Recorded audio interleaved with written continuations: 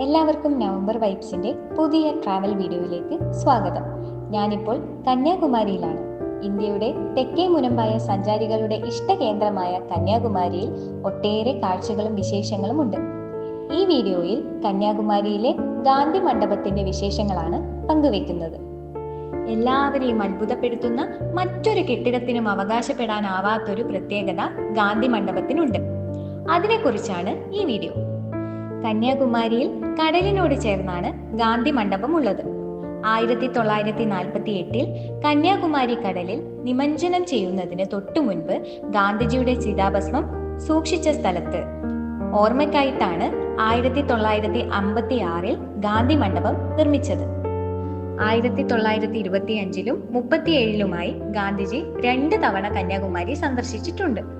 ഗാന്ധിജിയുടെ ചിതാഭസ്മം 12 കുംഭങ്ങളിൽ ശേഖരിച്ച് കന്യാകുമാരിയിലടക്കം രാജ്യത്തെ 12 ഭാഗങ്ങളിൽ നിമജ്ജനം ചെയ്തിരുന്നു. അതിമനോഹരമാണ് ഈ കെട്ടിടം. ഒഡീഷ സ്റ്റൈൽ ആർക്കിടെക്ചറിൽ പണിത കെട്ടിടത്തിന്റെ മധ്യത്തിലുള്ള മണ്ഡപത്തിന് 79 അടി ഉയരമുണ്ട്. 79 അടി എന്നത് ഗാന്ധിജിയുടെ വയസ്സിനെയാണ് സൂചിപ്പിക്കുന്നത്. ഗാന്ധി മണ്ഡപത്തിന്റെ കോമ്പൗണ്ട് വാളിൽ മനോഹരമായ ചിത്രങ്ങൾ വരച്ചിട്ടുണ്ട്. മഹാത്മാവിന്റെ ജീവിതങ്ങളിലെ അനർഘ മുഹൂർത്തങ്ങളാണ് ചിത്രത്തിലുള്ളത്. ഗാന്ധി മണ്ഡപത്തിനകത്ത് വിശാലമായൊരു ഹാളാണ്.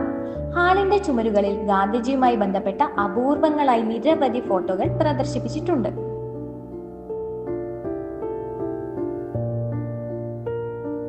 ഗാന്ധിജിയുടെ രക്തസാക്ഷിത്വ ദിനത്തിലാണ് ഞാൻ ഗാന്ധി മണ്ഡപം സന്ദർശിച്ചത്. അദ്ദേഹത്തിന്റെ ഫോട്ടോയ്ക്ക് മുന്നിൽ നിലവിളക്ക് കൊളുത്തി വെച്ചിട്ടുണ്ട്. സമീപത്ത് 2 സ്ത്രീകൾ ചർക്കയിൽ നൂൽ നൂൽക്കുന്നു. നമ്മൾ ചിത്രങ്ങളിൽ കാണുന്ന ചർക്കയല്ല ഇവർ ഉപയോഗിക്കുന്നത്. കൂടുതൽ കാര്യക്ഷമവും എളുപ്പവുമാണ് ഈ ചർക്കയെന്ന് തോന്നുന്നു.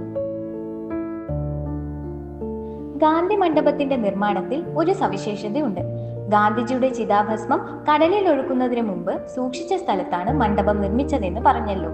ചിതാഭസ്മം സൂക്ഷിച്ച തറയിൽ എല്ലാ വർഷവും ഒക്ടോബർ 2 അതായത് ഗാന്ധിജിയുടെ പിറന്നാൾ ദിനത്തിൽ കൃത്യമായി സൂര്യപ്രകാശം പതിക്കും.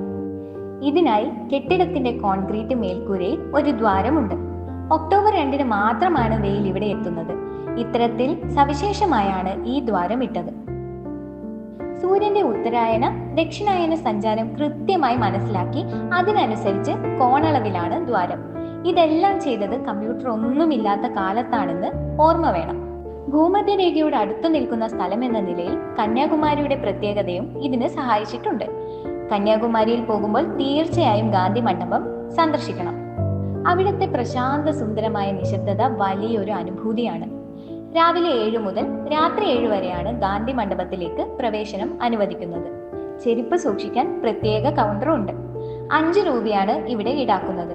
ഗാന്ധി മണ്ഡപത്തിന്റെ മുകളിൽ കയറി കന്യാകുമാരിയുടെ മനോഹാരിത ആസ്വദിക്കാനും സൗകര്യമുണ്ട്.